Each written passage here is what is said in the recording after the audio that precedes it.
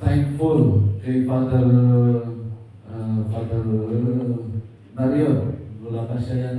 Father Marion for organizing activities of the district collection and seminar. And of course, it was Bishop Raphael who told us to gather you here. And it is, I am very, of course, we are very thankful to him. Siya mismo nagsabi na kindly give a kind of formation, update on the ministry that you are involved. Okay, so thank you. Baka meron pang mga parishes na acknowledge, kindly raise your hand. Baka wala pa. Ano pang parish?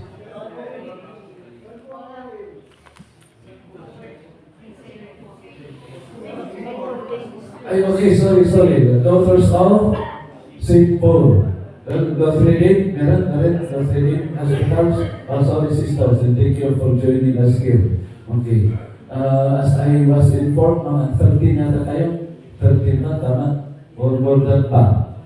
Okay. Anyway, thank you for joining us here. So, ano sa nyo lang nga, basit lang na ito yung PowerPoint. I'm not so much of technology. I need to ask some of my companions to help me.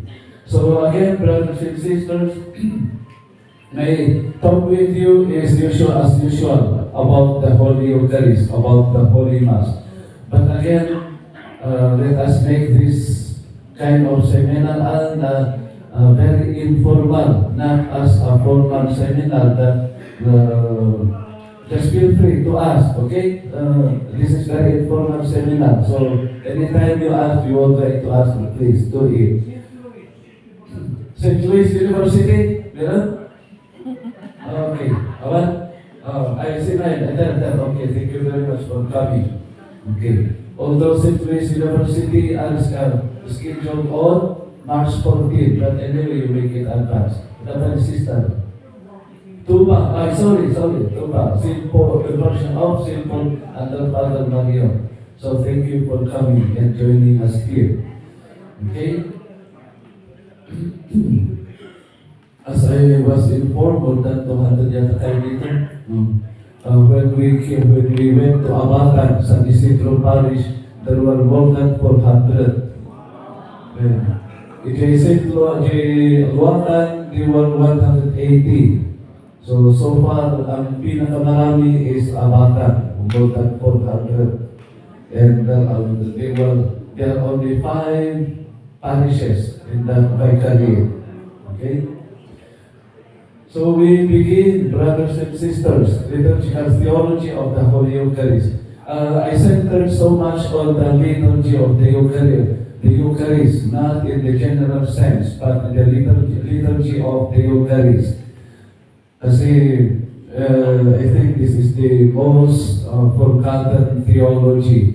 We always talk about liturgy, we talk always about Eucharist, but how about its celebration or the particular liturgical? Sana, if we were given the chance to talk also about the celebration, because supposed to be liturgical theology and its celebration, they always go together. I cannot just discuss the liturgical theology without also mentioning about the celebration. But anyway, this is what I mean as the introduction. Introduction pa lang yan. So Jesus is the host of the celebration of the Holy Mass. He is the main celebrant. I would like to emphasize this much. Kasi ang nangyayari dito, ang alam natin yata is the priest is the celebrant, which is very wrong. Theologically, it is wrong. So we have to go back to the basic teaching of Jesus Christ. So again, the main celebrant of the celebration is Jesus Himself. And that is why it says there, or it says here, Jesus being the host. Okay? So if He is the host, meaning He is the one, di ba, ang Filipino, mahilig sa mga family reunion, clan reunion, so we will ask, who is the family host? What is the family host? Or who is that family host? In the same way, Jesus is the one hosting us. And Jesus is hosting us, welcoming us to the celebration. Kaya yan po pinaka-importante that we have to establish. We have to establish this one. Jesus is the host. He is the main celebrant. Okay? If Jesus is the main celebrant,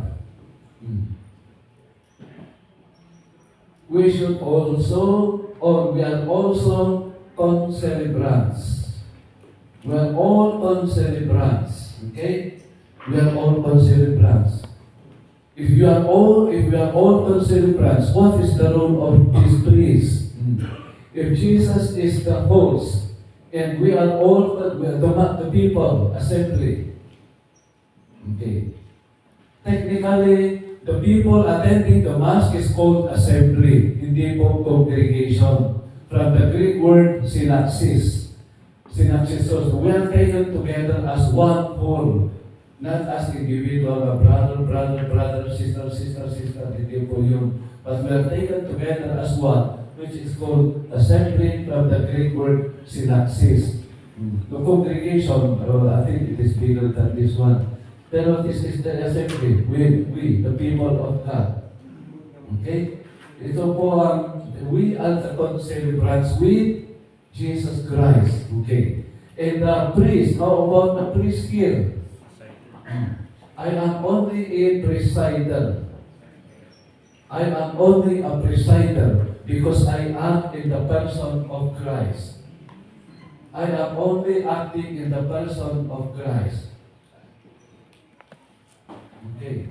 Yan po. The priest is always only acting in the person of Christ, the head. Kaya kung minsan, or let us remove this, do we understand Ilocano? Kasi mahina pa sa Tagalog. Tagalog ko at very ibadoy. Okay? So, Ilocano na lang. Okay? Well, usually in the invitation card for the marriage, they always put there, presider or main celebrant, el Pidio Silo, which is very known. Mas maganda pa yung solemnizing officer, Reverend Father Elpidio Silo, solemnizing officer. Because the main celebrant during the Holy Mass or in the wedding are the groom and the bride. Sila po yung ministers during wedding. Okay? So, but here we're talking about the Holy Mass. Okay? So, we are all celebrants. The priest is only presiding the Holy Mass in the person of Jesus Christ because there is no more Jesus Christ here in His body itself. Okay? And I am only acting in the person of Christ. So I bring God to you, I bring you to God. But I am only this one. Okay? So, sana, klaro na itan, tatlo, maiwasan na dyan, kung ako nataga, main celebrant, Bishop, His Excellency, main celebrant, Reverend Father Rolly, presider na Lumisa, because he presides the Mass. That is the role of the priest. Okay? Second, in the Holy Mass, Jesus is both the offerer and offering. Okay? This is the unique priesthood of Jesus Christ. This is where we see the unique priesthood. Unique priesthood of Jesus Christ. It is only Jesus who can do this one. The unique priesthood. Jesus is both offering, He is the one offering Himself, and at the same time, He is the minister being offering. So, the victim and the priest. The victim and the priest. The victim, the one that the object, the one being offered. And the priest is the one offering. And that is the priesthood of Jesus Christ. It is only Jesus who made that. Okay? How is that possible? Jesus offers Himself as our food. Di ba sa communion, we receive Him in the Holy Communion. So, He is the one, He is the body, He is the food that is offered to us for our food. And it is also Jesus Christ who offered that food for us. So, the offerer, the victim, the priesthood of the priest, the offering, the object, who is Jesus Himself, the food. Okay? Okay. and in application during the Holy Mass. That is why you will observe this one since 2012 in the starting point of and when we started applying or implementing the new translation of the Roman Missal, we changed the word offering during the presentation of the gifts. It is now called presentation of the gifts or preparation of the altar. Okay? Haan ma-offering na dyan. Why? During the Holy Mass, it is Jesus who is offering. He is the one or He is the offering. Okay? How? During the Eucharistic prayer, you will see there, you will listen in the Eucharistic prayer, it is Jesus Himself being offered in offering. And that is why during the Holy Communion, He offers Himself as our food. So, awan ti may offer tayo. Actually, we cannot offer ourselves without Jesus offering Himself first. So, we offer ourselves in solidarity with the offering of Jesus Christ. Okay? So, nung minsan, nakaulang na, dito na, ayan na, may mass offering. Ayan na, may mass offering. Nakaulaw dyan. Tati ako tayo, we are the one offering, we are the ones offering the Mass. No, it is Jesus Himself offering Himself. Okay? So, Jesus is the victim being offered. And Jesus is the priest offering the victim. That is what we call the unique priesthood of Jesus. It is only Jesus who can do that. Okay? And because of that, Jesus is the highest priest, the high priest of the new covenant. He is the new covenant, the high priest of the new covenant. And the high priesthood of Melchizedek is only in configuration of Jesus Christ. Kasi nung minsan kaagawan naman, may Greek Eutypatical, kuna-kuna niyo, you are a priest forever according to priest Melchizedek. If I may ask, sino ayan namin ng priest Melchizedek? Who is Melchizedek? Tanayan kami you are a priest forever according to Melchizedek. If I may ask, who is that Melchizedek? Congratulations, Father. Happy anniversary. You are a priest forever according to Melchizedek. Melchizedek was a priest during the time of Abraham. It was priest Melchizedek who told Abraham to set aside 10% in support of the temple in that time. So, Abraham supporting Melchizedek in the application of all through tithes. Kaya doon yung nagulong-umpisa yung tithes, 10%. Ang nasama, Katoliko, handa kaya yung tithes. Kaya dati donation, tatlo na-recognize. So, kita tirikat naman, masapol galing si Katoliko, so pinatakalan ti donations. Apay na, handa kaya yung tithes. Okay, that is only the side comment lang. Pasensya lang, nalawin ang naging the side comment. Okay. If we say Jesus is the high priest, He is then also the great mediator. And actually, in the priesthood of Jesus Christ, that we see His role as mediator. Mediator. The work of what is the work of mediator? Jesus being the mediator, He brings us to God. They feel where the people of God feel, and Jesus, or God the Father, in God the Father. So this is Jesus Christ. God the Father, Jesus is brought down to us through Jesus Christ in His role as mediator. And Jesus brings us to God the Father in His role as mediator. How did He act as a mediator? Through the cross. Through the cross. So Jesus brings us to God. Jesus brings God to us through His sacrifice on the cross. And that is celebrated every time we come for the Holy Mass. So how could we say that we are the one offering the Mass? If Jesus is the mediator between the Father and the people of God through His crucifixion, we are only in solidarity with His offering, with His mediation. So that is the role of Jesus Christ. So the role of Jesus Christ being a mediator is very visible very visible during the celebration of the Holy Eucharist. Okay. And that is why, number 4, pananalita, the Holy Mass is our basic prayer. Ang masama, manmano ti Katoliko, gamakin amo ti Misa. O sino yung mga commentator dito? Be honest. Be honest, commentator. I tell you, lahat kayo mag-commentator, manmano ti Misa.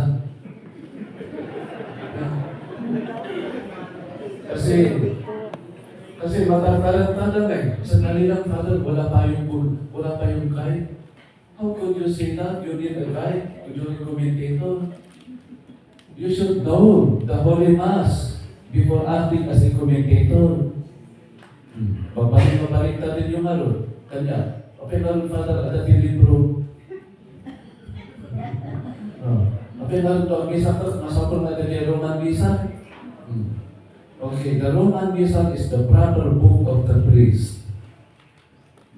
The Roman Missal is the proper book of the priest. Makita niyo yung libro ni Pati? Okay, hanga mabalin na usana na dahil ito'y karagay pa rin ang issue na siya. Di Pati, inusan natin ang book na ng Misa. May kitin, mga nalabas-bas at yan. Okay. So that the more you will not be scandalized.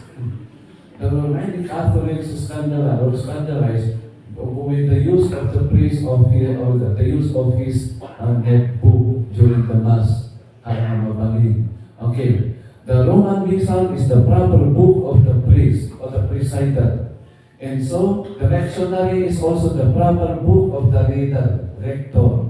But sana, the commentator should know the basic order of the Mass. Kaya nga, order of the Mass sequence.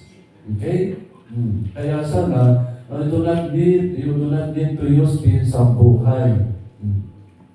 But anyway, as you start being a commentator, you still have to use that sambuhay. Pero, do not depend so much on sambuhay.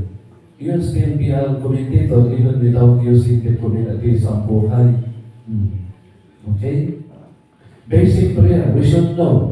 Why do when we say that basic prayer, what are the responses? Kasi hanggang ngayon, marami pa yung Katoliko na napaamot yung response.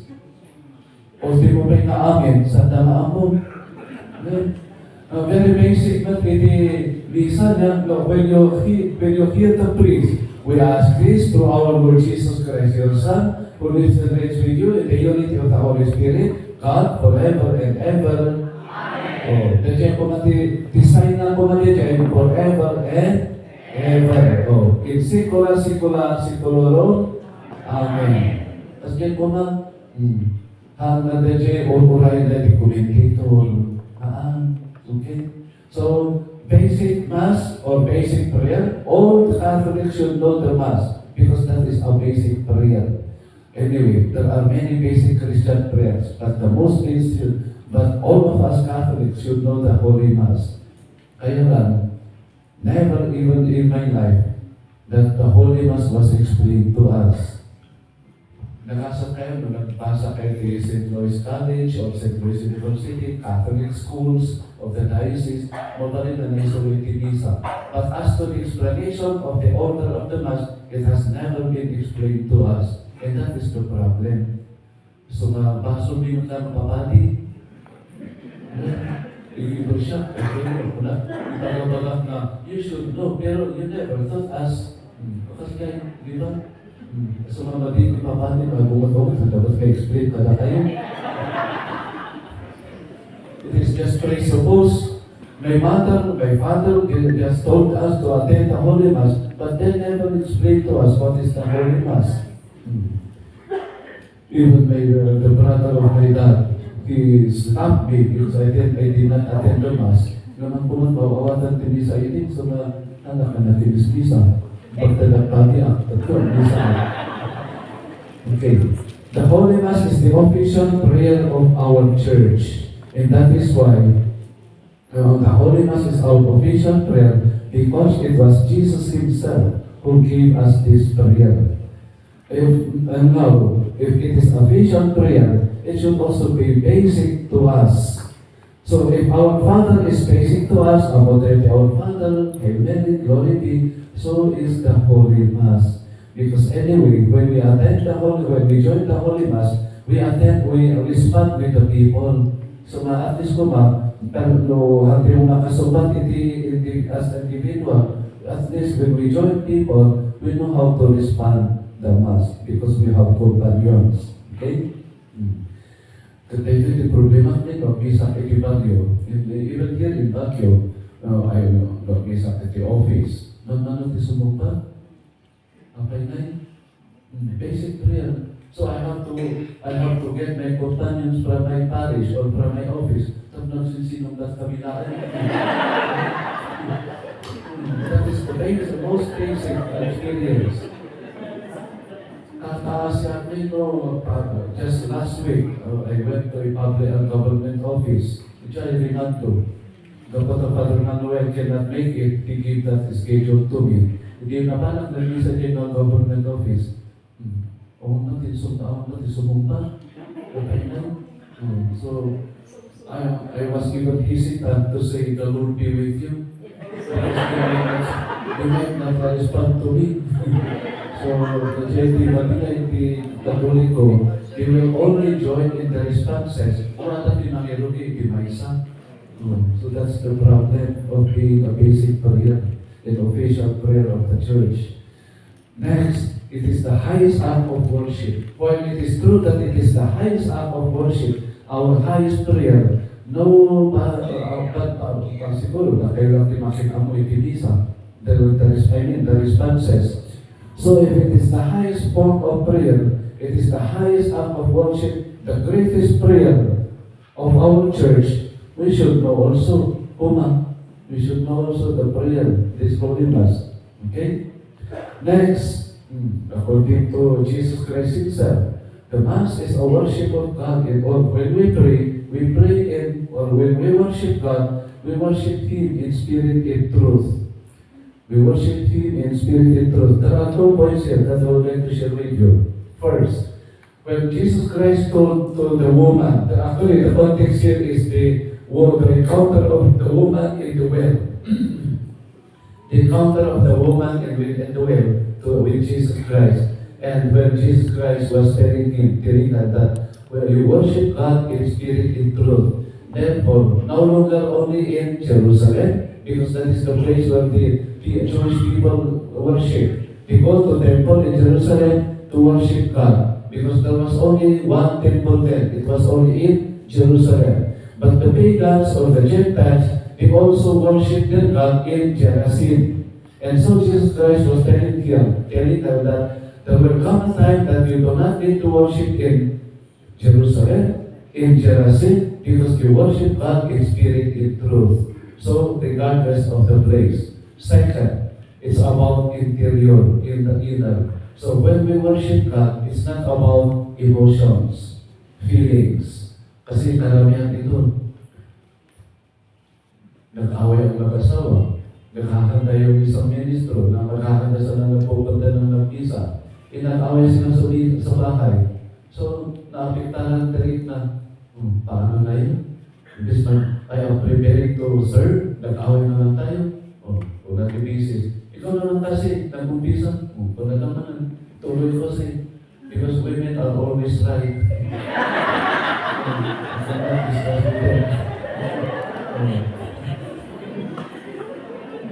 So, when we say, we worship God in spirit and truth, what matters is we know that God is there. We know that we worship the unseen God. Whether I am in good mood or in bad mood because of fighting at home, it does not matter. Or rather, We offer our problems.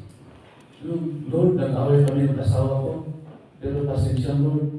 Magsasalbi ako na yun, pero help me, Lord. Ganun sana.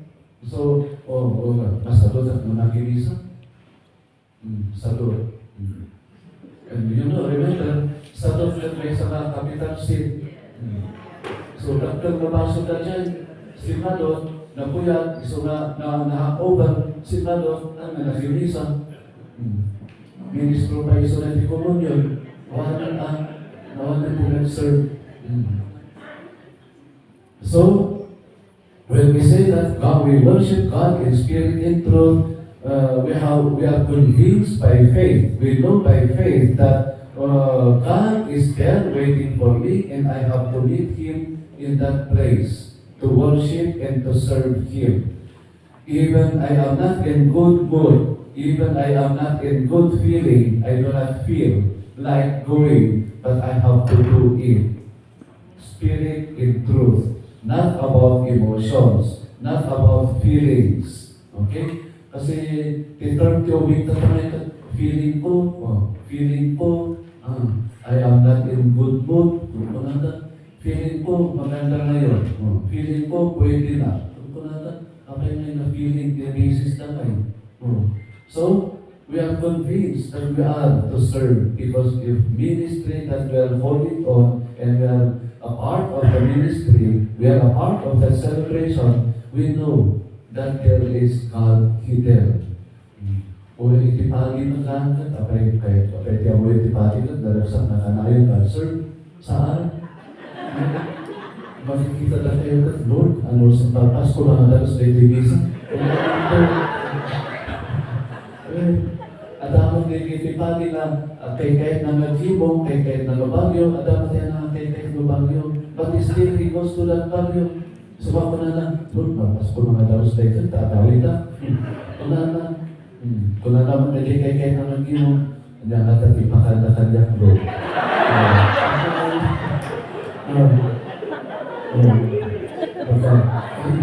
Baka nagdakot dito na tayo. Get you naman ipapati, to understand. Sometimes those moments or those thinkings comes to us also. It is a temptation actually.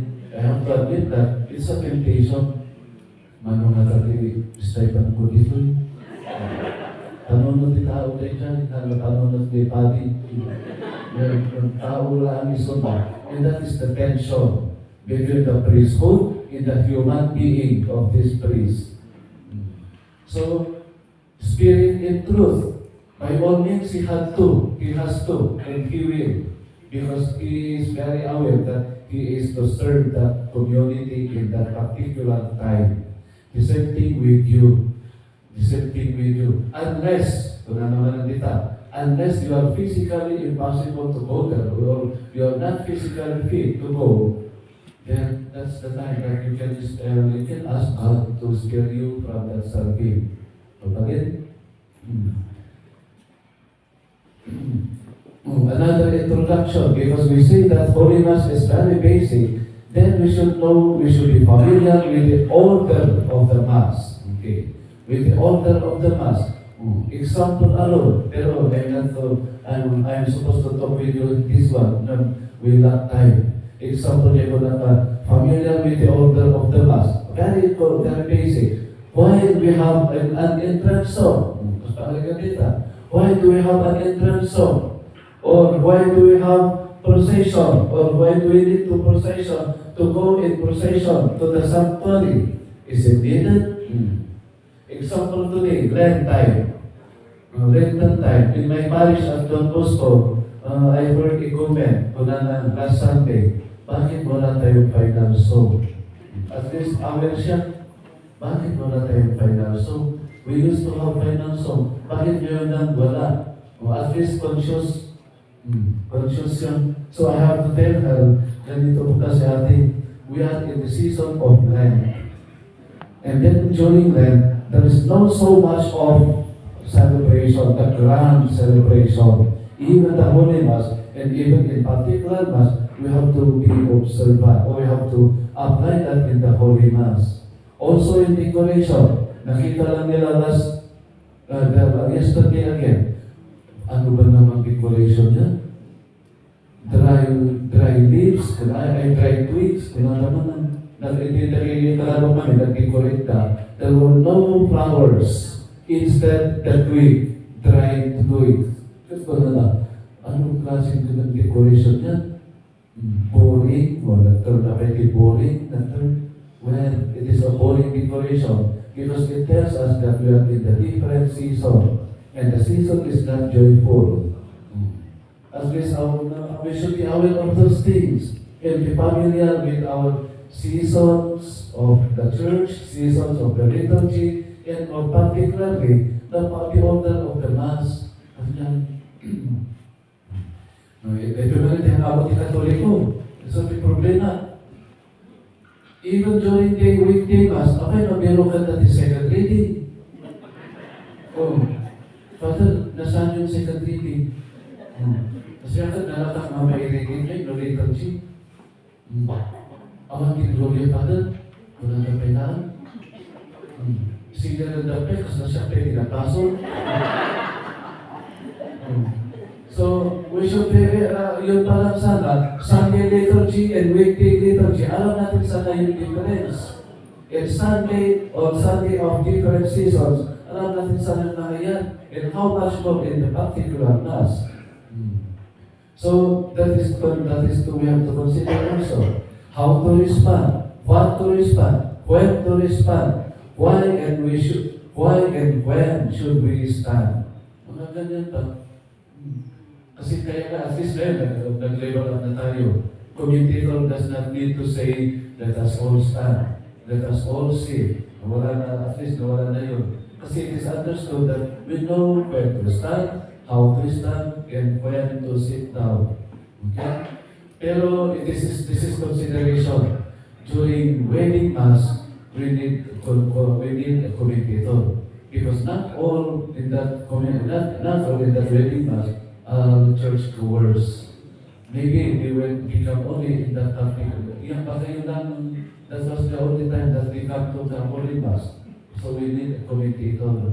Even during burial Mass or funeral Mass, we need to have a commentator because again, not all people are church goers in that particular funeral Mass. Sometimes we need also commentator, but not regular Sundays or Sunday celebration sana. Okay? And of course, we have many graces we receive during the celebration of the Holy Mass, and very different. You receive grace of God during the Holy Mass by iba. But these are the common ones. These are the general graces that we receive, that we cannot discount or that we cannot deny. Each one of us, we have this one. Because these are the four basic ones, the four basic graces that we receive during the Holy Mass. And it should be fair. It should be experienced each one of us during that Holy Mass. We receive the body and blood of Christ. That is why it is not good. It is not good not to receive Holy Communion during the Mass. During the Mass. Unless if you are bothered by mortal sin, do not receive communion. You can only receive communion after confession. So, example, this is Holy Mass under ongoing.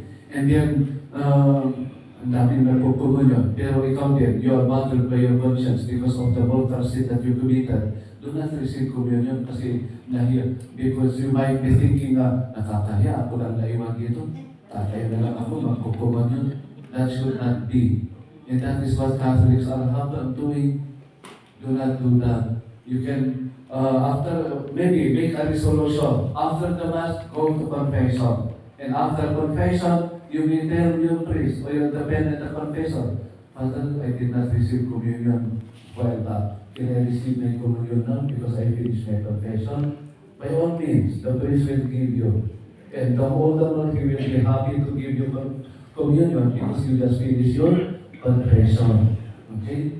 Kasi tayo kumahan tayo mabalita during that particular Mass. Because it is necessary, it is important that we receive communion during the Mass. And if you do not receive communion during the Mass, you do not complete the Holy Mass. Because the communion is the highest participation in the sacrifice of Christ. I repeat, your Holy Communion is your highest participation in the sacrifice of Christ. Remember, the Holy Mass is the memorial of the sacrifice of Christ. Okay? Second, we make preparation for the sins of the living and preparation, forgiveness. Every time we come for the Holy Mass, our sins are forgiven, even the sins of the dead. Even the sins of the dead, they are forgiven because of the power of the Mass. Again, the Mass is Jesus Himself. Yeah, we are not the one celebrating. We are not the ones saying that the Holy Mass. It is Jesus Himself. So the Mass has the power to forgive sins.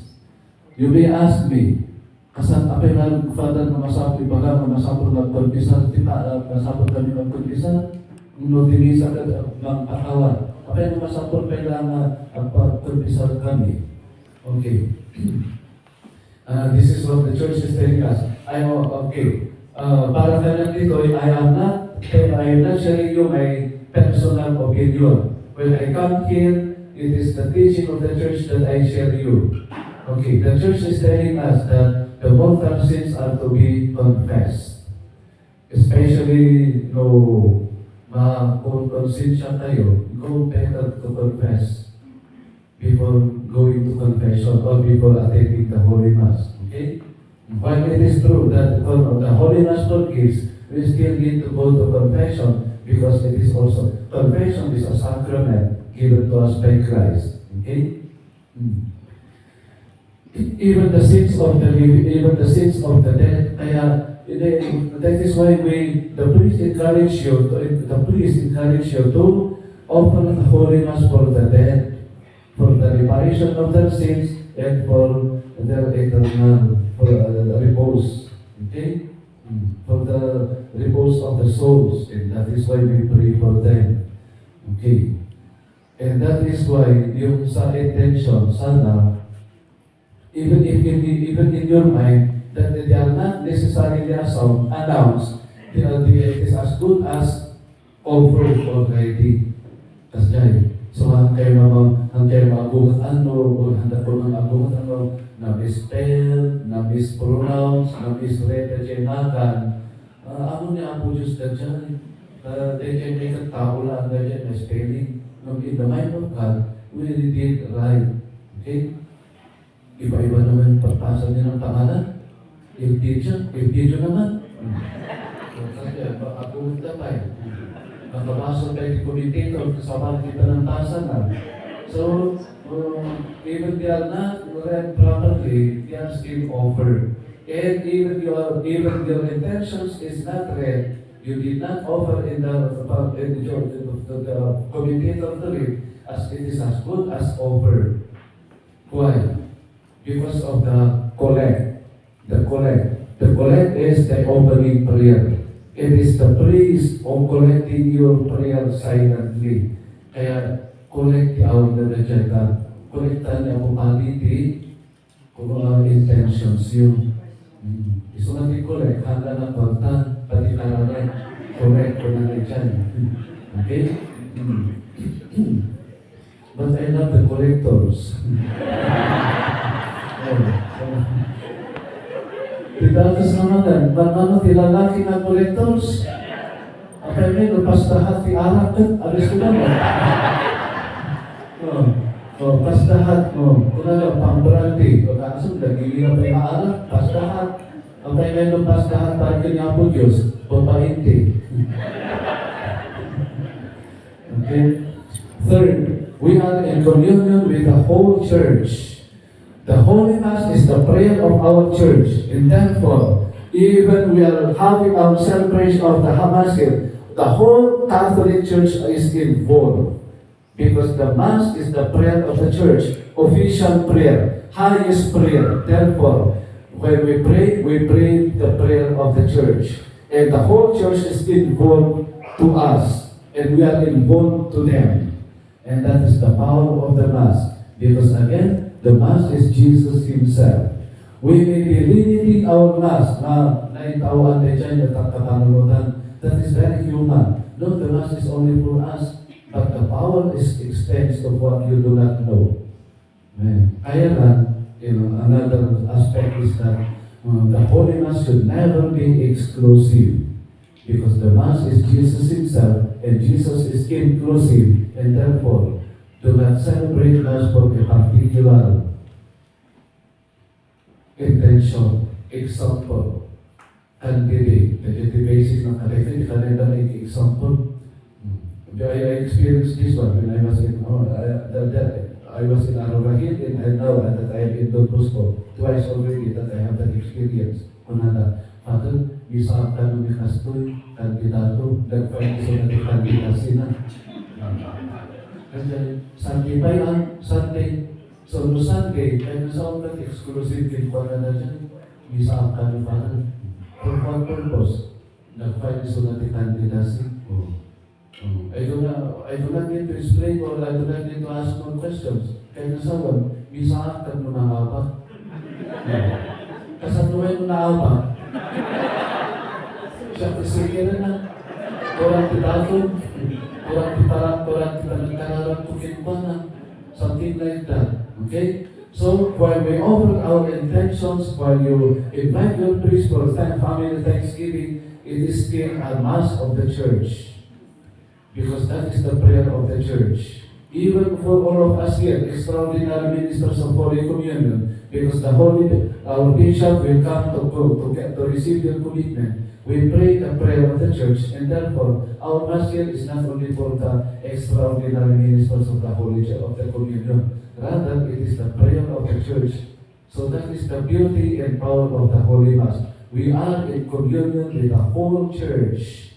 The Eucharist, in love, faith in love, another teacher. So we pray for them. Ito gusto kong question. True or false?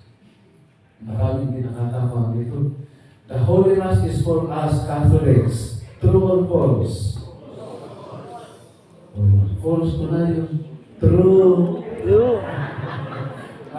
Sabi ko kanina, the Holy Mass is our official prayer. The highest prayer of our Church. Therefore, the Holy Mass is for us, Catholics. But when we pray the Holy Mass, we pray for all kinds of people.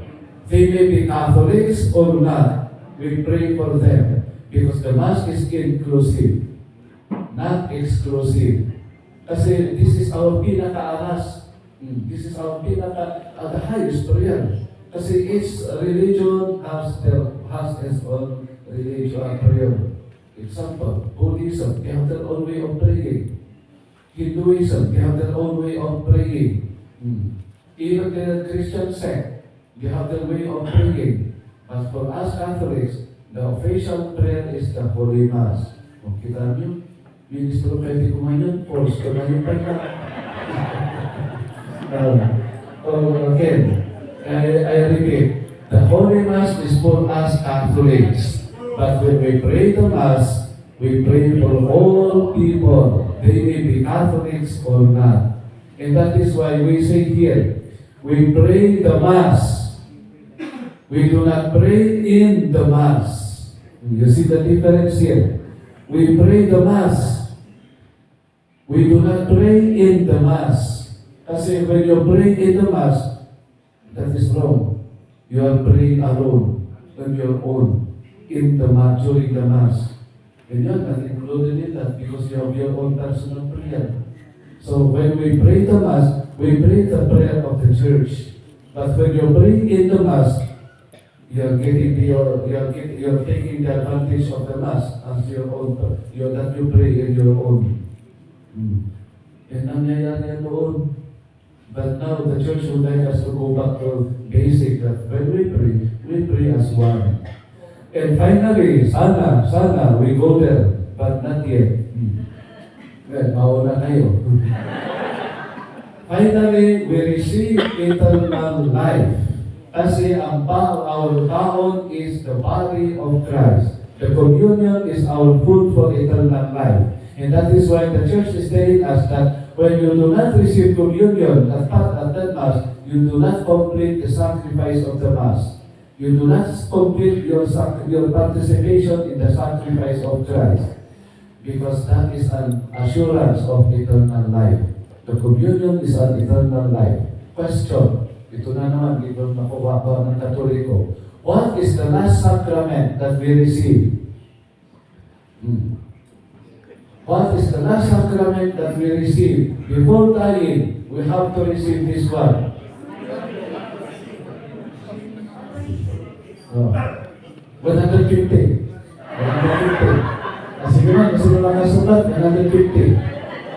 200. 200. Yes, sister. What is the last sacrament that we receive before dying? Anointing of the sick. Anointing. Anointing of the sick. Eucharist. Okay. And that is called viaticum. Viaticum.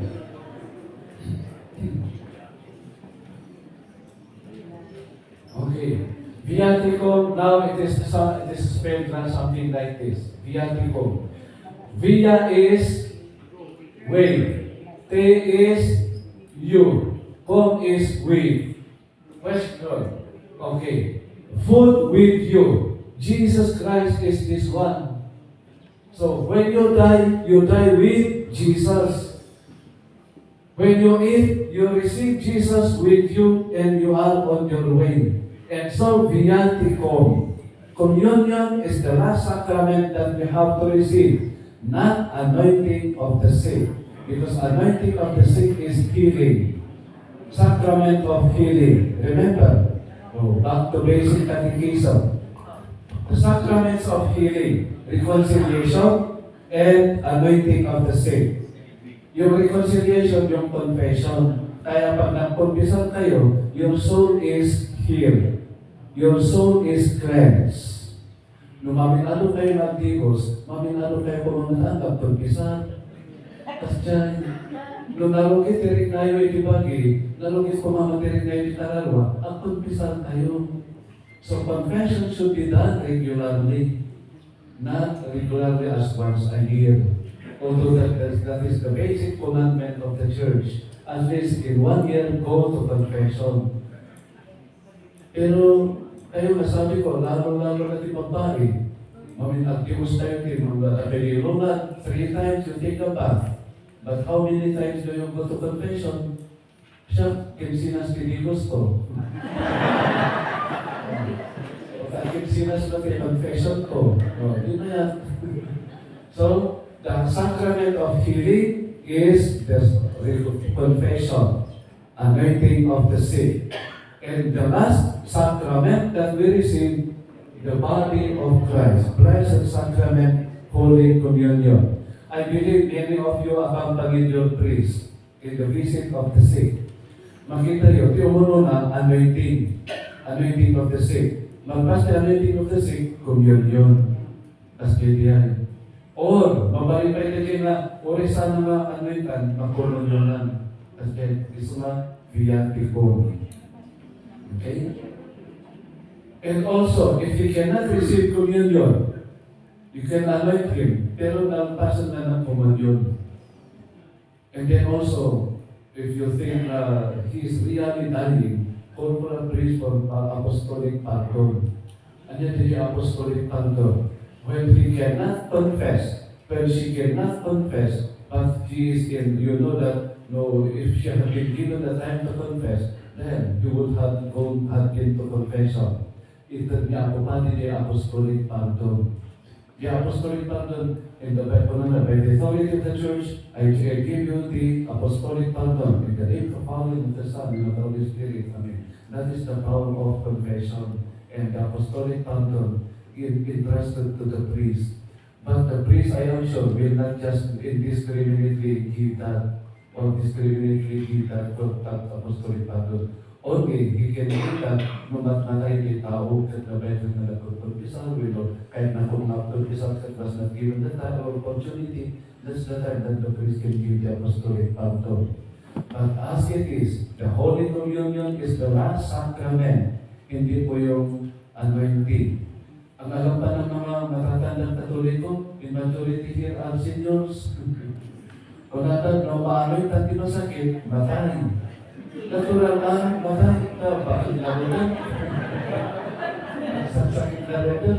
But it does not mean that when I anoint her, she is going to die. Mati ang magdalagpapatid, killer kami ng masjid. Even Jesus Christ is killer because every time we anoint in the name of Jesus, He will die. Then, masok niya po Jesus, maging ano masjid. So again, anointing of the sick is a healing sacrament. This is the basic of our basis of our Eucharist that is given to us by Christ Himself. You can pray that at home or in your own time. So spare a time for this to live. That is about the last sacrament, last supper. The last supper of Jesus with His apostles. So they cannot just say that our Mass is not biblical. The term is not biblical, but the act is very biblical. Kasi later on, that the Last Supper was called Holy Mass. But the Holy Mass has the basis the basis of the Holy Mass is the Last Supper. Okay? Now the Holy Mass of the King. The Mass or the Eucharist is the central act of worship in the Catholic Church, which the Vatican II describes as the source and summit of Christian life. Sana maring na tayo na ito eh. When the Church tells us, the Vatican II is telling us that the Eucharist is the source and summit of Christian life, we cannot live without joining the Holy Mass or without celebrating the Mass. Kasi every Sunday we come. So the Holy Mass should give us energy, should give us grace to spend for 7 or 6 days. And then after 6 days again, we come again to receive Jesus Christ as our source of life, source of grace. And that is why it is called some source. When the Church is telling us that the Holy Mass is the summit, everything that we do is offered during that Mass. Or everything that we act, or everything that we do is geared to that Holy Mass. The focus is the Holy Mass, who is Jesus Himself. And that is why the grace is received during the Holy Mass. And the Sunday that we go to that church, we go to that Mass, we bring everything to that Mass, especially our activities and ourselves. And that is why it is called the source and summit of Christian life. In short, we cannot just live without the Eucharist. Para sa kita din na hanggang makimisa, hanggang mayroon kayo na nakimisa, something is negative that you will experience. Pero yung nasanay na hindi nagmimisa, na paminsan-minsan na nagmimisa, you will not feel that. Then also, the memory of the sacraments are celebrated within the framework of the Holy Mass. Ibig sabihin yan, there are sacraments that are celebrated within the Mass. Example, ordination. Ordination is celebrated within the Holy Mass. So far, wala pa ako natin dalang ordination awan timisa. Ano mabalin? Okay? Or wedding. Usually, wedding is celebrated within the Mass. But they are separate sacraments. So, ibig sabihin yan, you can celebrate Mass or you can celebrate wedding within the Mass. Pero, you can also solemnize marriage outside the Mass. Kaya kung natin solution, talaga kay pahalan na tulad na awag at meron kay pakandi, out the kwarta. So there is always solution. So mahalaga kayo paingganan di kasal, there is a mass or there is a wedding outside the mass. Tanang na maamuan, you may katuloy. Mapalit na awan tinisa. So that is because the wedding, because was marriage is separate from all another sacrament. Therefore, you can solemnize marriage outside the mass. Nairoon tayo naman kasal within the mass. Isu nga nairoon natin tao na kasal na within the mass. Isu nga nairoon natin tao na mga kasal at kamakan. Okay? And that is the problem of the church. Makan is associated to wedding. Okay, this is now what I was talking to you about the Holy about the Eucharist, the liturgical theology. Okay, the first is both sacrifice and meal. It is both sacrifice and meal. The heart of the Eucharistic theology is the ritual sacrifice of Christ on the cross. So the celebration is the cross, or the content is the cross. But the way we celebrate the sacrifice of Christ is in the form of table, meal. And that is why it is called the sacrifice. The liturgical theology is both sacrifice and meal. So when Jesus Christ, of course Jesus Christ is very aware, he knew very much and he planned about it. Before giving up himself on the cross, he had to institute the sacrament of the Eucharist. Because in that Eucharist, the sacrifice on the cross will always be celebrated. And that is why it is called memorial, making alive again, making present again the sacrifice of Christ. And that is, kaya mas maganda yung term ng mga matatanda noon, mga seniors, kayo mga seniors na yun, this is your term. The holy sacrifice of the Mass. Nawawala na yung term na yan. The holy sacrifice of the Mass, which is very true. Because every time we attend the Mass, it is the sacrifice of Christ that we are celebrating only in the form of the table because of communion. And there is a communion because of the cross. Because in the cross, Jesus gave up himself as our for us to celebrate every time we come to the Holy Mass. So there he reconciled us to God the Father, bringing up there. Okay? Now, let's make that one. The Last Supper of Jesus was the ritual anticipation of the sacrifice of Jesus on the cross. And that is why the theme that is broken and shared. The bread is broken and shared. Jesus is broken and shared. Okay? Because Jesus is the bread. I would just allow me to illustrate the meal as a sacrifice, or as the meal as the form.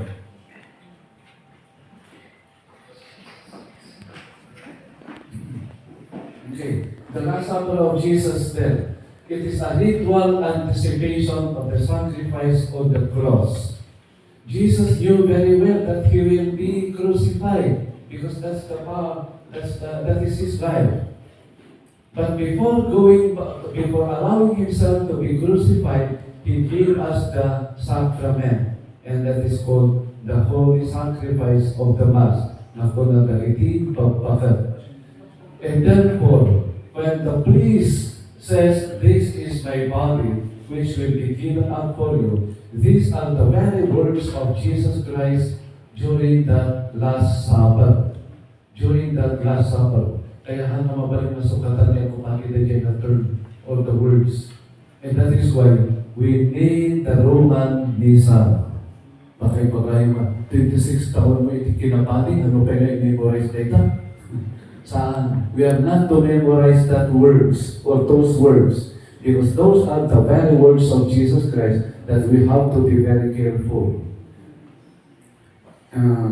Iti Latin, wala na dito Latin. Iepsesimo, iepsesimo, verbum iepsesimo Jesus. The very words of Jesus Christ. Wala na dito. So the priest will always recite that word, that is a statement coming from Jesus himself during his last supper with his apostles. And he has, okay, the broken bread signifies his pierced body. Okay. So also, if the body of Christ was not pierced, if his body was not pierced on the side, is the sacrifice completed or not? Jesus was pierced on the side, and blood and water came out. So even if Jesus Christ was crucified, but not pierced, not without piercing his side and no blood and water, is the sacrifice completed or not? It is not. Blood has to come from his heart, and that will complete his sacrifice. And that is why the soldiers, I should say, the soldiers were mocking at Jesus Christ, but they do not know that they were doing that, but that they were participating in the sacrifice of Christ.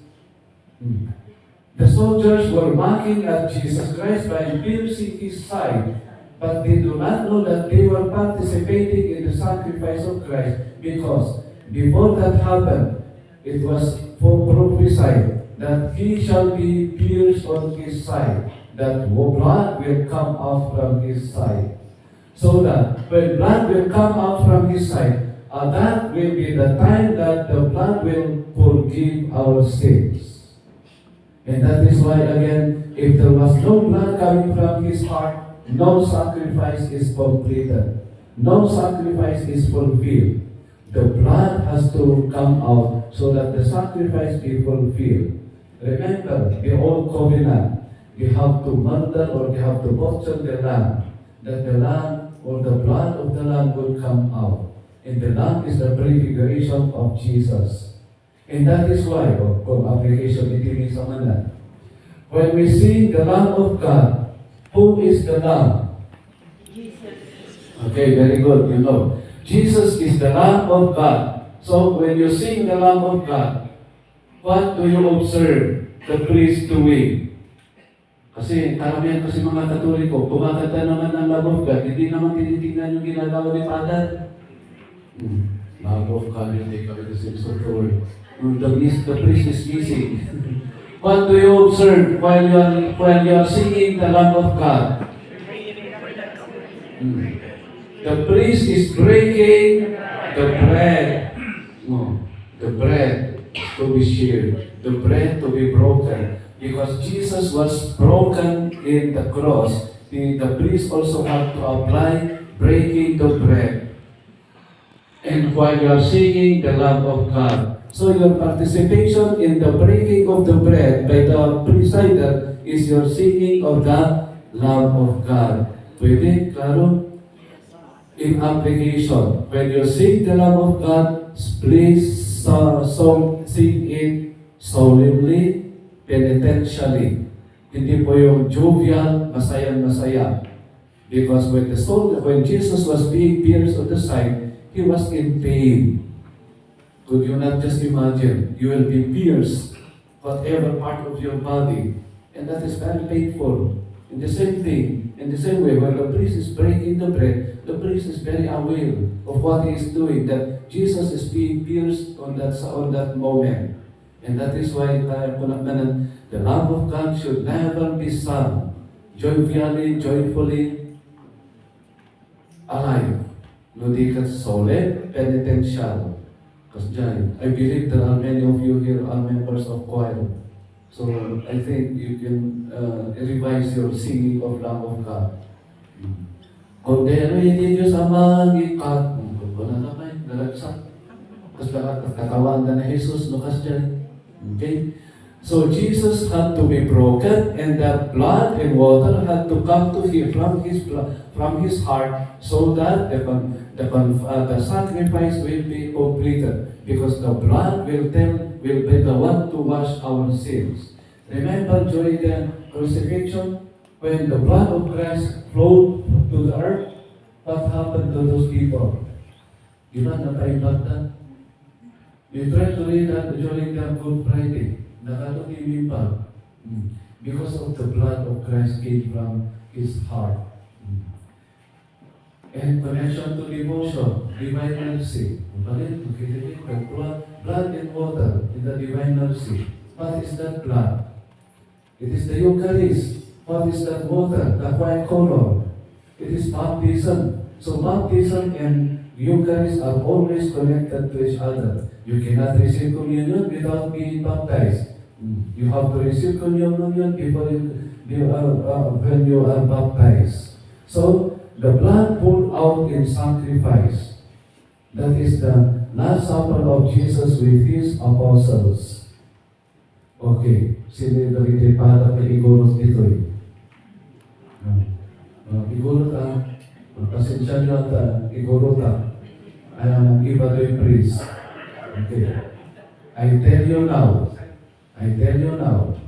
haan kayo magpaspasip o, lalo kang communion minister kayo, haan kayo magpapabuno, communion minister kayo. Otherwise, you go against this, you sin against this truth. When you pray, pati kayo, ayaban nyo matanya papati, hanggang di manbulong, tati manbulong at pati di, pagano diyan. Nung Father, at kagabati ko di manbulong, kung nakakatuloy ko din ang pahayag. Do not do that, I tell you, I am a Catholic priest, Igorot priest. Namin, di problema na lang, at di papati na malitulong. The problem is on the understanding of the sacrifice of Christ. Blood had to come so that no more sacrifice. Kung na yung San Pablo kalagay taga Roma, ay taga Hebreo. Nagpadara ni Jesus ng naming San, tapno sa ating magpadara.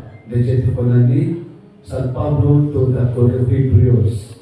So the last blood to be shared is the blood of Christ. Because that is the ultimate suffering, the ultimate that is the ultimate offering. Okay? That is the ultimate offering. So magpapti kayo kung panasiwa, ayaw banda. Ang natiling pagano, ayaw nyo. May mente ka na pasit na katanit, ito yun. What is life? Okay? Okay. This is the context. The context of the Holy Mass.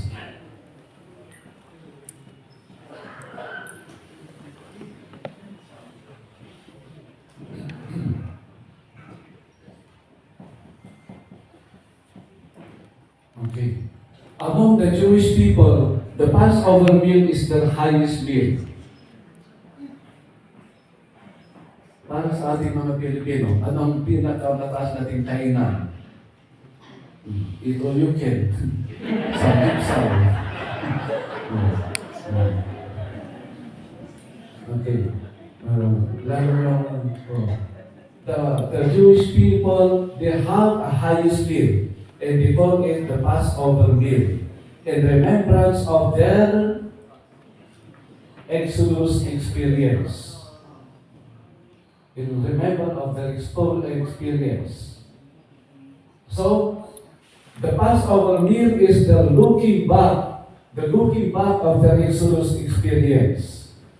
And the Passover meal also is in, remember the 10 plagues in Egypt. What? Ano yung isang 10 plagues nila? The blood of the Lamb. The blood of the Lamb that was sprinkled on the door of the house of the Jewish people. If there is that blood, Yahweh will pass over, escape. God will escape that door because God knows that the house is owned by a Jew. And then there will be no death on that house kasi nakita yung blood. And that is the prefiguration of the blood of Christ.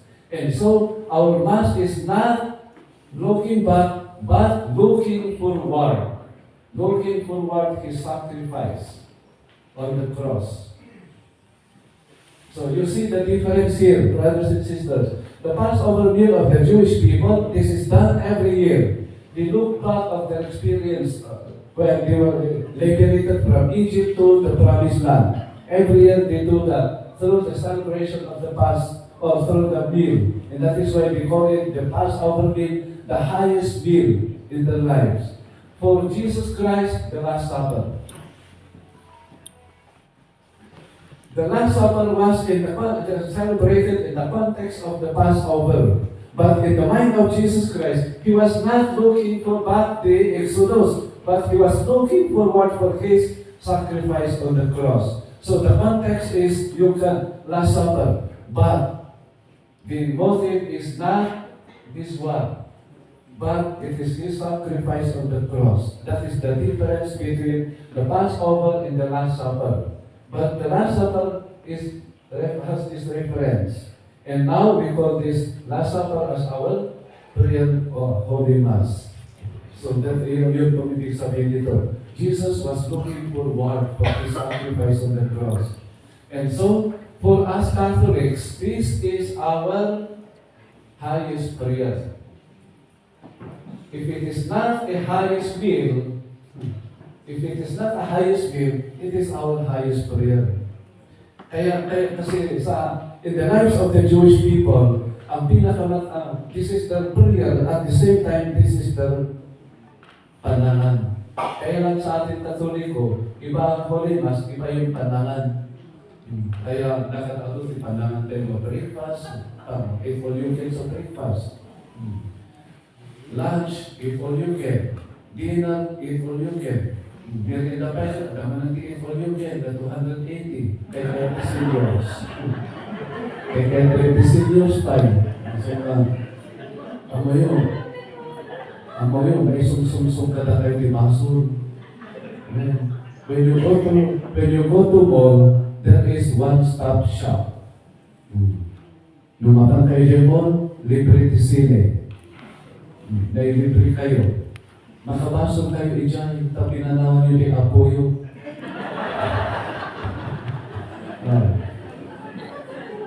When you eat, yung mabantay dyan mo, one-stop shop. Baka matamaan kayo dyan, eat all you can. Nalipatan nyo, Friday, pala kayo na. Gluttony. Pasok na dyan, gluttony, one of the capital sins. So when you go to mall, remember your identity as Catholics. There you will make a difference. Kung naman nung ninyo isa, di ba nita chicken na, hanggang karne, that was last Ash Wednesday. Imagine, traditional of mine. Ipurong na kanya, Father, kumain po si Kuya ito ng karne. Kasi daw chicken, hindi daw, chicken lang naman daw, hindi naman daw karne. Tumanapay. So that is how they justify their sins. Okay? So, our highest prayer, our highest meal is Holy Mass. And this is done every Sunday. But for them, this is every year. Once a year. Not kayo, once a week. Every Sunday. And that is the commandment of Christ. Do this in remembrance of me. Actually, that is the commandment of Christ. Do this in remembrance of me. Every time we come to remember Him, we go to the Mass. That is the commandment. We go to the Mass to remember Him and celebrate Him, receive Him in that memory or in that invitation. So, while this Holy Mass is anticipation, the Holy Mass is anticipation. Of what? Anticipation of His sacrifice on the cross. And that is why Jesus Christ was looking forward for His sacrifice on that Last Supper. So, while the Passover meal is looking back, the Last Supper is looking forward. It is an anticipation of His cross. And so, every time we come to remember Him, we celebrate Him in the form of the Holy Mass. And that is the sacrifice of the cross, sacrifice of Jesus of the cross in the form of a meal. Kaya na may table doon. Kaya may table. Now, the Eucharistic celebration is in the form of a meal. ganito po ito, which is patterned after the basic plan of the Last Supper, when Jesus Christ took bread. This is my problem actually as a priest. Ang dami palang Katoliko na hindi nila alam yung altar. Ang alam nilang altar, the whole of that area. Yun ang alam nilang kahit yung pinagawa kong design ng sanctuary. I mean, we are trying to revise, renovate the sanctuary of our San Don Bosco. Nung nakaluboy doon renovation of altar. Ano na yun? Sanctuary na yung sulat ko. Kapag na sinutanda, altar. Kinorektar na kay Ostumahin Balat. So, it is not the altar, but the sanctuary. Okay? Thank you, Lord. So, it is in the form of meal there, this table. The table. So, actually, brothers and sisters, there are two tables during the Mass. Sige na, kung Katoliko kayo, kung ministro kayo. There are two tables during the Mass. What are those two tables during the Mass? The table of the Word. Ito, yung lectern, table of the Word. Itong altar, table of the body. Table of the Eucharist. Kaya altar, hindi po sanctuary. So, the table of the sacrifice of the body of Christ is remembered, celebrated in the altar. The Word of God is celebrated in this word or in this lectern. Kaya makita na po ba, the person is lector. Okay? The person is lector. The praise is lectern. The book is lectionary. And the content of the lectionary is lection. Diyan, lectionary, lectern, lector, lection, lesson. Di Katoliko namin na inikat na dyan lesson, ang handwriting is the lesson. The content is lesson. So, kunana, who will do the lesson? Ibig sabihin yan, who will read the first reading? Yeah, that is the term of the Anglican. Who will do the first lesson? Lesson is the content of the lectionary. The Word of God, wala tayo. The Word of God is the content. But in Latin, lection, the lesson. I mentioned this one, preparation of the gifts. Now it is called preparation of the gifts, not offering. It is not offering. He is said, it is the presentation of the gifts, preparation of the altar, pareho lang yan. Kasi yung preparation of the altar, yung araw chalice, ilalagay doon sa altar. Yung presentation of the gift, tatanggapin ng pari from you. Question, what are those gifts? Nung wala na nga presentation of the gifts, preparation of the altar, ano yung mga gifts? The bread and wine. Okay, masabot na klaro na ito katataywan. When it is said preparation of the altar, presentation of the gifts are the bread and wine. The bread and wine. So the bread, the ordinary bread and wine will now become the true body, blood, divine soul of Jesus Christ. Through the power of the Holy Spirit, not the power of the priest. The power of the Holy Spirit. So he said in blessing. And the Eucharistic prayer is a very long prayer. And there is that communion prayer. So the death and resurrection of Jesus Christ, it is called the theological content of the Last Supper and the Eucharist. Nung kuna na content, linaon di kayo isa. So, while we are celebrating in the form of meal, the table, altar, we are aware that we are celebrating the content of our celebration is the sacrifice of Jesus on the cross. Kaya sabi ko kanina, ang term yan ng mga senior, mga mothers, fathers, no, the holy sacrifice of the cross. And that is true. We celebrate. So, meal is the liturgical form. The form, the way we see our celebration is in the form of meal. taken from the from the Last Supper of Jesus Christ. So the Eucharist has always the reference of to the Last Supper.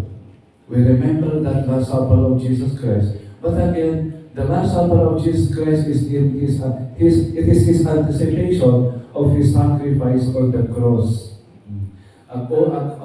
If you observe, brothers and sisters, umiikot-ikot lang tayo doon sa Last Supper, sacrifice, meal. Pari-pareho lang yan. They go together. And the basis is the sacrifice of Jesus on the cross, and that is anticipated through the Holy Mass or the Last Supper of Christ. Kaya sabi ko, you can already, actually, uri mao, dito na ko matimawatan tayo, uri malimatan tayo, amin tisol-solo ni Jesus. But please, do not forget the Last Supper theology, the liturgical content, the theological form of our celebration. Okay, to cut it short, the general summary is this one. These are the actions of Jesus Christ during the Last Supper. On your side, left side. On your side, right side. Okay? Jesus Christ took bread during his Last Supper. In the same way, during the Holy Mass, the priest receiving the gifts from you. Receiving the gifts from you. Kaya sana yung bread and wine, the bread and host of the mompo, the bread and wine should come from you. Hindi sa sacristy. No, it is not coming from the sacristy. Kasi yung tinapay at alak sa sacristy, binili ni Father yan. No, and it is the grace of faith. Wala, hindi na pupunta sa inyo yung grace. Sa akin na lang lahat, kasi sa akin, ako yung bumili. Hindi ako pa rin ang minimisan niya. So the idea there is, the bread and wine should come from people, should come from you. And that is what is called, gifts. Kaya nga gifts niyo sa simbahan. Oh. And it is very, very beautiful. If you see it, this is how I see it. It is very beautiful. You offer it as ordinary bread and wine. Very ordinary lang yan. Pero when you bring that to the church and the priest receiving that for the Holy Mass, it is no longer ordinary bread that you give, but it is now the body of Christ that you will receive also. So, you give it to me as ordinary bread. But when I give it back to you, it is no longer ordinary bread, but it is the body and blood of Christ. Amen. So from now on, you bring your own bread. You bring your own hostia. Hindi lang sa sacristy. Very ideal. And that was the original practice of the Holy Mass in the early Christian period. The early Christians, they do that. I mean, they come from different fields, from the different farms. And as they come from the farms, they cannot just come without bringing their own produce. And remember, St. Ambrose said something like this, Unana, sinong mga mayayaman dito? I believe there are many of you. Unana St. Ambrose, you rich people, do not think that you come and receive communion without bringing some of your produce.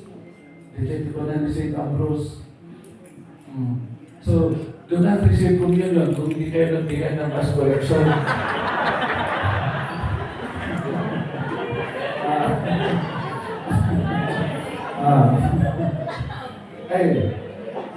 Grabe ni sermon ni St. Ambrose, very direction ni St. Ambrose, kasi the teaching at that time was very practical. They call it, I forgot the term again, very practical the teaching he did, but I forgot the term.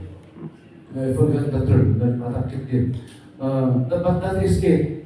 The very ideal which happened in the early Christian period is that they brought their own produce, and that the bread and wine will be chosen by the priest to put it on the altar, and the rest will be taken down, or will be taken aside, and that is for the support of the pastor and for the people who are in need. Noon, ganito yun. The best ones are put out on the table. Yung mga iba na pinagpilihan ni Father, they will be distributed to the poor. Ganun yun. No? Because kasi ang karamihan sa monastery. And then the rest of the offerings, they will just put it in the gate of the monastery. And whoever would like to get it, he can get. Because that is to the offering. Tata, awan ng tipor, pali tipor. So ito yung ako pali. The point there is, it is your support to the church. It's your support to your church. And it becomes a holy. It becomes a sacred because you offer it during the Mass. Okay? Bless. These are the actions of Jesus Christ during the Last Supper. Okay? This is called the liturgical actions of the priest. Okay? These are the actions of Jesus during the Last Supper. These are the corresponding liturgical actions of the priest during the Supper, during the Mass.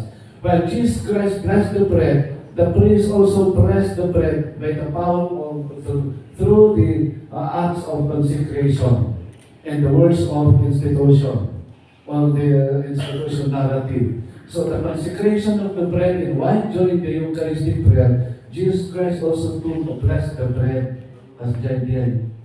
Also, Jesus broken the bread. Why? Why Jesus has to break the bread? Because he himself was broken. Remember, he was pierced on his side, and his feet were broken to immediately para mapapantas to panakatay na. You have to pierce him, you have to break his body so that he will die as soon as possible before the night comes. And therefore, Jesus has to break the bread because he had to be broken. So his actions here are in anticipation of his sacrifice on the cross. He has to break the bread because he will be broken during his crucifixion. The priest will break the bread during the Lamb of God because he is active. Remember, making present alive the life of Jesus during that moment. Given after Jesus taking, blessing, breaking the bread, he now distributes the bread to his apostles by saying to them, I am the bread of life. He did not say, this is the symbol of my blood. This is the symbol of my body. It is not. So when we receive communion, we receive that it is true, real presence of Christ. It is never a symbol. And that makes it different from other religion practices.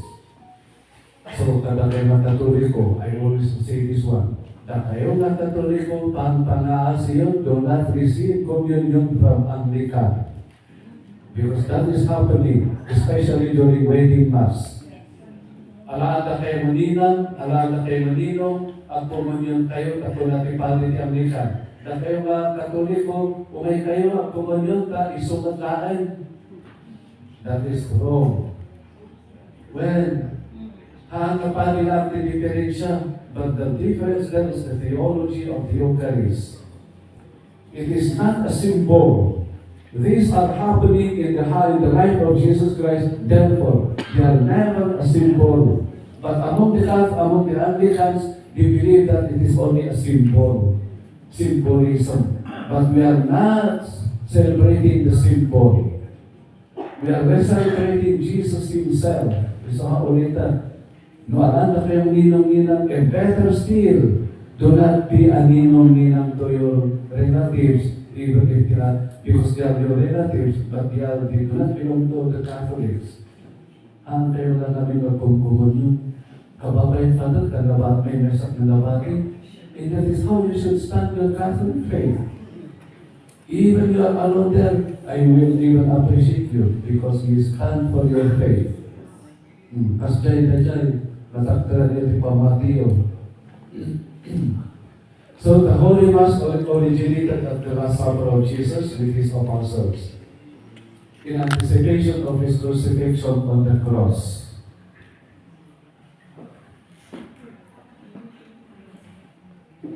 And we know this one. There are two main parts of the Holy Mass. the liturgy of the Word, and the liturgy of the Eucharist. The Word is about, we read from the Scripture, and the liturgy of the Eucharist, the sign of the body, blood of Christ we receive during the Holy Communion. Okay? And the frame is, we have the introductory rites, we have the concluding rites. So, in essence, there are two main parts that we can never exchange, or that we can never, that we don't just miss. Do not escape one. So, like yung matanan ti Rumar ti sa lusod, kaano ti mabalin pa komunyon, yung naladawa, nandiyan ka party misa, mabalin ang pag-komunyon. So, that is the part of the Holy Mass that we are not to miss. Kasi yung darida doon, ang igagagaragan na maladaw. Do not be late, especially if you think you are the one to serve. Okay. Just last part. And I have to mention to you this one, although it is not a part of although this is not part of the liturgical theology, but I have to mention to you. There are two main parts of the church. Kasi ito hindi alam ng mga Katoliko. As I said a while back. Two main parts of the structure of the church. Okay. Sanctuary. Kahit ito hindi alam ito ng mga Katoliko. Sanctuary is where the presider's chair is. Presider's chair. Meaning the chair of the priest. Kaya ay natin the Benguet side. Tuba, Nanganisan, San Pedro Calungsod, nandiyan kayo party Tuba, all part of Benguet, prayer meeting. Di ba prayer meeting kayo? Oh. So, prayer meeting kayo, nus ka kayo di mga itaulog di prayer meeting, pangasiyo ang kayo tutugaw dito. Well, because that is only meant for the priest. Okay? That's only for the for the priest. Tanong to ka kayo, Jay, ang paano tirig na yun? Okay? And then also the altar. The altar is the table. Kaya alam nila, ang table is the altar is the whole area where the place is elevated. Kaya yung elevated portion ng simbahan, that is what we call the sanctuary. In the sanctuary, there are elements that they are not necessary to be seen. The one is, the example is presider's chair. Second, the altar, the table. Kaya yung mga galing from Benguet, if you lead the prayer meeting, the chemo, prayer meeting, do not stay in the sanctuary. You can only come up in the sanctuary during your part as communion minister. Okay? Sumakat kayo tulang di sanctuary noong panakita niyo di communion. Okay? What else? Okay. Lector. Okay. These are the three important elements of the sanctuary. Your tabernacle, not essential. These are the most essential that they have to be visible as part of the sanctuary. Now, this is the part of the church.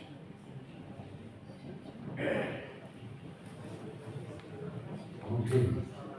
Second, what do we call the elevated part of the elevated portion of the church is called sanctuary. What do you call that place? Your area? 150. 150. I'm serious. 150. Sila di makaibala. This is called the elevated portion is the sanctuary. Where the people are staying. What do you call that place? You have to know that. Assembly. Assembly. Assembly. The assembly is the people. Oh, Assembly is the people. So, where you are staying as assembly, what do you call that place? Siri. Ay, baka kayo maka-answer siya kay kanyo. Each of you give me 150. No? No, ayan, the church is the whole. The church is the whole area. Oh. Kaya ito, I have to mention ito yun. Kasi if not all, the majority of the Catholics do not know. Oh. Dati utang yung kanya ka, 50 each.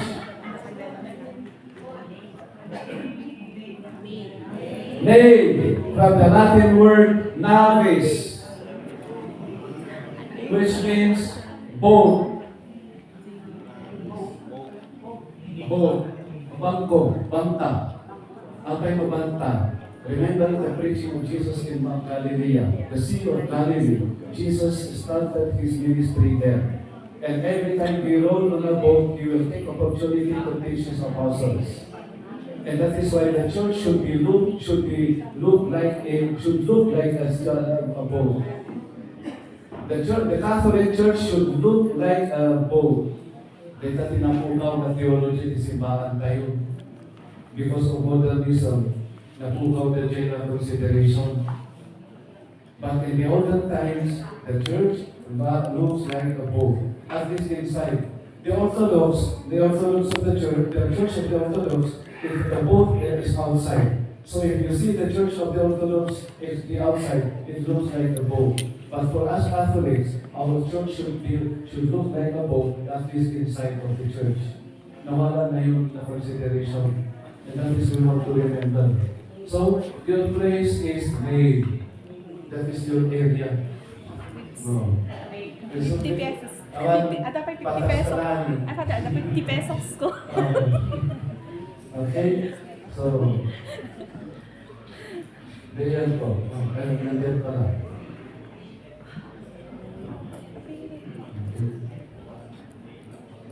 Siguro something.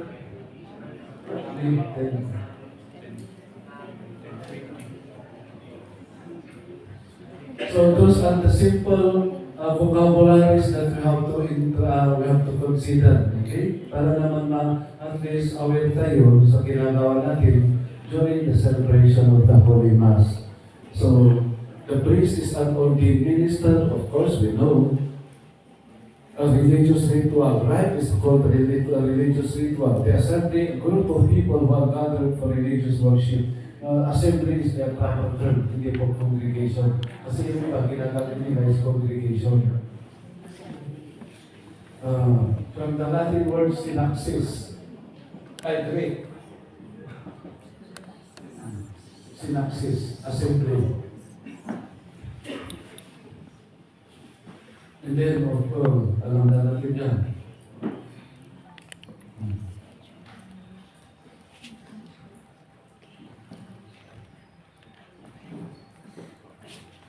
And then,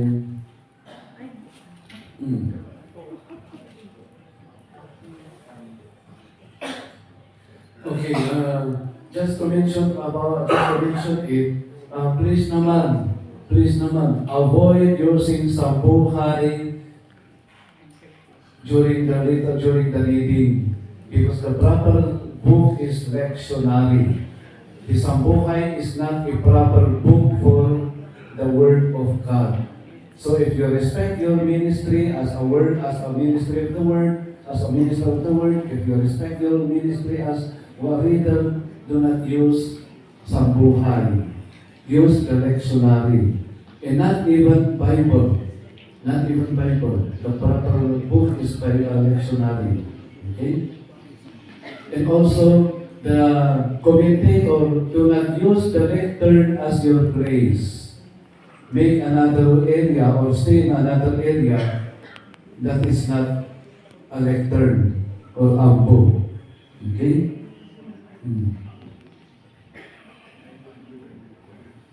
Medyo ko ng altar. It's not the whole area called altar. It is only one area or only one element occupied occupying one space in the sanctuary. Okay. So the place of sacrifice as well as the table from which Christians are fed, it is the central focus of the liturgy of the Eucharist.